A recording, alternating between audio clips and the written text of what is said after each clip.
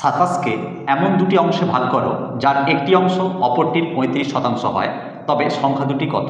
আমরা এই দুটো সূত্র অ্যাপ্লাই করে সংখ্যা দুটো নির্ণয় করতে পারব। এখানে সূত্র অনুযায়ী n মানে নাম্বার অর্থাৎ 27 আর p মানে পার্সেন্টেজ অর্থাৎ 35%। আমরা তাহলে প্রথম সূত্র অনুযায়ী প্রথম সংখ্যা বার করি। 100/100 প্লাস 35 ইন্টু 27 সমান 100/135 ইন্টু 27।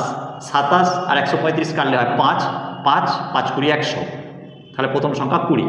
অপর সংখ্যা p মানে 35/100 প্লাস 35 ইন্টু 27 সমান 35/135 ইন্টু 27, কাটাকাটি করলে হয় 5, 5 7 35 সমান 7।